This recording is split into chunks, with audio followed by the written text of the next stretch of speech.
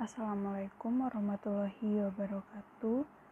Perkenalkan, kami dari kelompok 8 yang beranggotakan saya sendiri Najatul Husna dengan NIM 19231032 dan dua rekan saya yaitu Lydia Tamba dengan NIM 19231029 dan Rita Sari Fatimah dengan NIM 19231040. Baiklah, pada kesempatan kali ini kami akan mempresentasikan hasil diskusi kami, yaitu tentang pemikiran tentang pendidikan. Yang pertama yaitu pemikiran klasik, yang akan saya jelaskan sendiri. Teori pendidikan klasik berlandaskan filsafat klasik yang memandang bahwa pendidikan berfungsi sebagai upaya memelihara, mengawetkan, dan meneruskan warisan budaya. Teori pendidikan ini lebih menekankan peran isi pendidikan daripada prosesnya. Isi pendidikan atau bahan pengajaran diambil dari sari ilmu pengetahuan yang telah ditemukan dan dikembangkan oleh para ahli di bidangnya, dan disusun secara logis dan sistematis. Misalnya teori fisika, biologi, matematika, bahasa, dan sejarah, dan lain sebagainya. Teori-teori yang terdapat dalam pendidikan dilahirkan dari 4 aliran yang berbeda.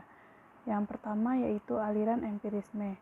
Aliran empirisme bertolak dari Lockean tradition yang mementingkan stimulasi eksternal dalam perkembangan manusia dan menyatakan bahwa perkembangan anak tergantung kepada lingkungan, sedangkan pembawaan tidak dipentingkan. Tokoh perintisnya adalah John Locke, filsuf Inggris, yang mengungkapkan teori tabula rasa, yakni anak lahir di dunia bagaikan kertas putih yang bersih. Selanjutnya yaitu aliran nativisme. Nativisme berasal dari kata nativus yang berarti kelahiran. Anak dilahirkan ke dunia sudah mempunyai pembawaan dari orang tua maupun di sekelilingnya, dan pembawaan itulah yang menentukan perkembangan dan hasil pendidikan. Tokoh aliran ini adalah Arthur Schopenhauer, seorang filosof Jerman yang berpendapat bahwa hasil pendidikan dan perkembangan manusia itu ditentukan oleh pembawaan yang diperolehnya sejak anak itu dilahirkan. Selanjutnya yaitu aliran naturalisme. Naturalisme yang dipelopori oleh Jean-Jacques Rousseau berpendapat bahwa pada hakikatnya semua anak manusia adalah baik pada waktu dilahirkan, yaitu dari sejak tangan Sang Pencipta, tetapi akhirnya rusak sewaktu berada di tangan manusia. Oleh karena itu, Jean-Jacques Rousseau menciptakan konsep pendidikan alam, artinya anak hendaklah dibiarkan tumbuh dan berkembang sendiri menurut alamnya, manusia jangan mencampurinya. Adapun dimensi filsafat pendidikan naturalisme yaitu yang pertama, dimensi utama dan pertama dari pemikiran filsafat pendidikan naturalisme di bidang pendidikan adalah pentingnya pendidikan itu sesuai dengan perkembangan alam. Yang kedua, dimensi kedua dari filsafat pendidikan naturalisme yang juga dikemukakan oleh Comenius adalah penekanan bahwa belajar itu merupakan kegiatan melalui indera. Yang ketiga, dimensi dari filsafat pendidikan naturalisme adalah pentingnya pemberian pemahaman pada akal akan kejadian atau fenomena dan hukum alam melalui observasi. Yang keempat, dimensi akhir dari percikan pemikiran filsafat pendidikan naturalisme juga dikembangkan oleh Jean-Jacques Rousseau, berkebangsaan Prancis dan yang naturalis, mengatakan bahwa pendidikan dapat berasal dari 3 hal, yaitu alam, manusia, dan barang. Selanjutnya yaitu aliran konvergensi.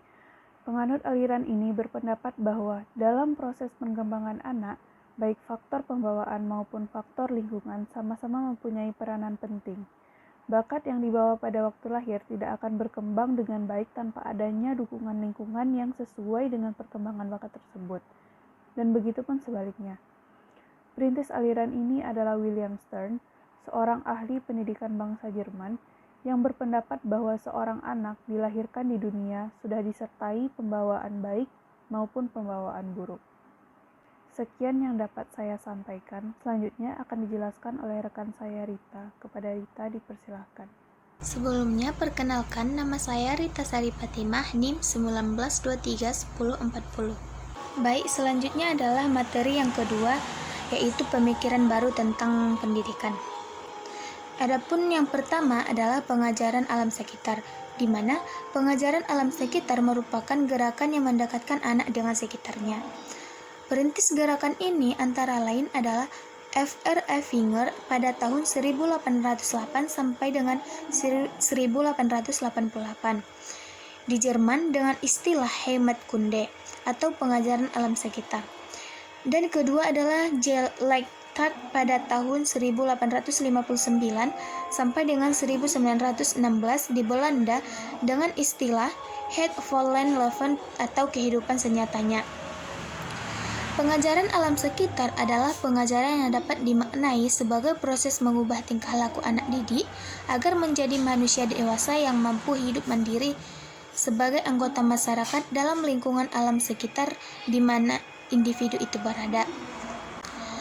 Adapun beberapa prinsip gerakan Heimatkunde antara lain, yang pertama adalah dengan mengajarkan alam itu, guru dapat memperagakan secara langsung sesuai dengan sifat-sifat atau dengan dasar-dasar pengajaran.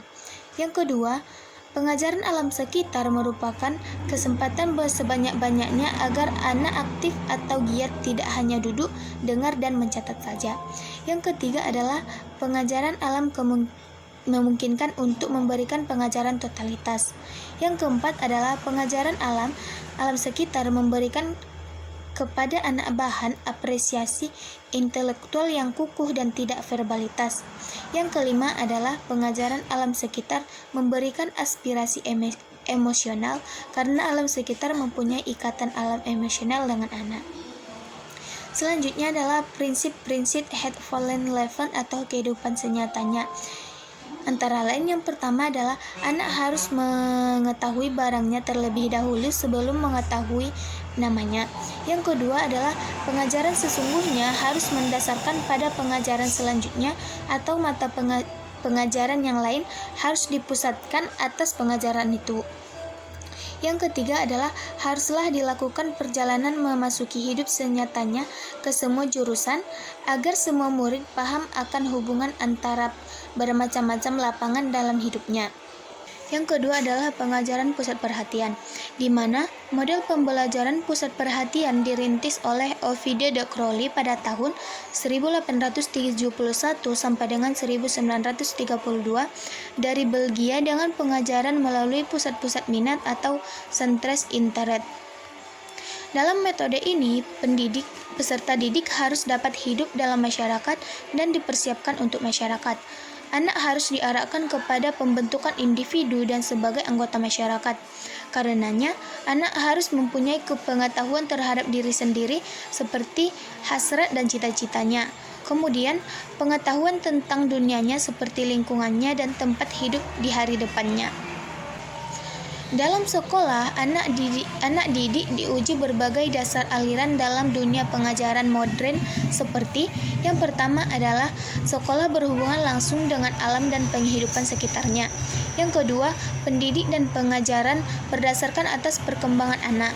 Tiap-tiap anak mempunyai perbedaan antara lain kesanggupan, tingkat kepandaian, tempo irama perkembangan, perhatian, pembawaan, bakat, dan sebagainya. Yang ketiga adalah sekolah kerja.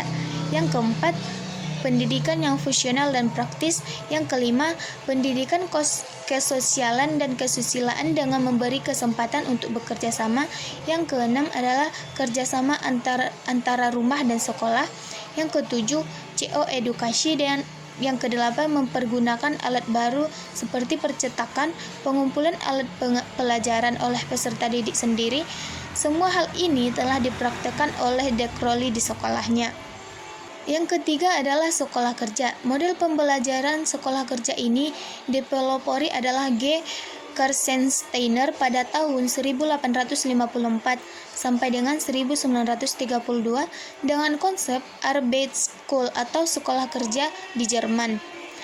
Model pembelajaran sekolah kerja ini bertolak dari pandangan bahwa pendidikan tidak hanya demi kepentingan individu, tetapi juga demi kepentingan masyarakat. Tujuan sekolah kerja ini adalah yang pertama, menambahkan pengetahuan anak baik buku maupun dari pengalaman sendiri. Yang kedua, agar anak dapat memiliki pengetahuan dan kemahiran tertentu. Yang ketiga adalah agar anak memiliki pekerjaan sebagai persiapan untuk mengabdi kepada negara. Intinya, harus berkewajiban utama sekolah adalah mempersiapkan peserta didik dan untuk dapat bekerja. Selanjutnya adalah pengajaran proyek. Dasar filosofi pengajaran proyek ini diletakkan oleh John Dewey pada tahun 1859 sampai dengan 1952. Namun pelaksanaannya dilakukan oleh pengikut utamanya yaitu W. H. Kilpatrick pada tahun 1871. Dewey menegaskan bahwa sekolah adalah mikrokosmos dari masyarakat. Oleh karena itu, pendidikan adalah proses kehidupan itu sendiri dan bukannya persiapan untuk kehidupan di masa depan. Langkah-langkah pokok pengajaran proyek. Pada dasarnya ada 3 langkah pokok. Yang pertama, persiapan, yang kedua, kegiatan belajar, dan yang ketiga adalah pameran. Keuntungan pengajaran proyek ini diantaranya yang pertama meningkatkan motivasi, yang kedua meningkatkan kemampuan pemecahan masalah, yang ketiga meningkatkan kolaborasi, yang keempat adalah meningkatkan keterampilan mengolah sumber. Sekian materi dari saya kembalikan kepada moderator. Baiklah, selanjutnya akan dijelaskan oleh rekan saya Lydia. Kepada Lydia dipersilahkan. Perkenalkan, nama saya Lydia Tamba, NIM 19231029, akan melanjutkan materi presentasi. Yang pertama ada homeschooling. Homeschooling adalah sebuah sistem pendidikan alternatif untuk anak selain di sekolah, di mana saat ini mulai berkembang di Indonesia dan keberadaannya sah dijamin undang-undang. Alternatif ini menjadi pilihan masyarakat karena adanya keinginan masyarakat untuk lebih fleksibel dalam mendidik anak, menyediakan sistem pendidikan yang ramah, dan menjamin bahwa proses belajar anak bisa terlaksana secara maksimal. Lalu selanjutnya ada sekolah alam. Sekolah alam merupakan salah satu sekolahan yang menerapkan pola pendidikan yang berbasiskan cara-cara otak bekerja dalam menyerap suatu informasi atau ilmu. Sekolah alam pada umumnya menggunakan konsep tematik. Setiap tema dibahas dari berbagai sisi akhlak, seni, bahasa, kepemimpinan, dan ilmu pengetahuan.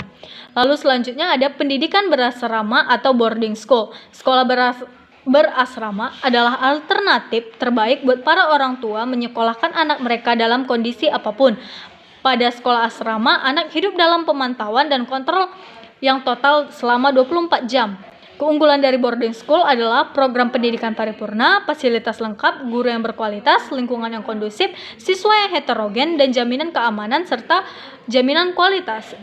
Lalu di boarding school itu juga ada problemnya, yaitu ideologi boarding school tidak jelas, dikotomi guru sekolah bersama atau pengasuhan, kurikulum pengasuhan yang tidak baku, sekolah dan asrama terletak dalam satu lokasi. Lalu selanjutnya ada pendidikan inklusif. Pendidikan inklusif adalah sistem penyelenggaraan pendidikan yang memberikan kesempatan kepada semua peserta didik yang memiliki kelainan dan memiliki potensi kecerdasan atau bakat istimewa untuk mengikuti pendidikan atau pembelajaran dalam satu lingkungan pendidikan secara bersama-sama dengan peserta didik pada umumnya. Lalu selanjutnya pendidikan inklusif terus-menerus dikembangkan karena memiliki kelebihan dan manfaat. Yang pertama, berdasarkan hasil wawancara dengan non-ABK di sekolah menengah, hilangnya rasa takut pada anak berkebutuhan khusus akibat sering berinteraksi dengan anak berkebutuhan khusus. Anak non-ABK menjadi semakin toleran pada orang lain setelah memahami kebutuhan individu teman ABK. Banyak anak non-ABK yang mengakui peningkatan self-esteem sebagai akibat pergaulannya dengan ABK, yaitu dapat meningkatkan status mereka di kelas dan sekolah. Anak non-ABK mengalami perkembangan dan komitmen pada moral pribadi dan prinsip-prinsip etika. Anak non-ABK yang tidak menolak ABK mengatakan bahwa mereka merasa bahagia bersahabat dengan ABK. Baiklah, itu saja saya ucapkan sekian dan terima kasih. Demikianlah presentasi dari kelompok 8. Apabila ada salah dan kekurangan mohon dimaafkan. Wabillahi taufiq wal hidayah. Wassalamualaikum warahmatullahi wabarakatuh.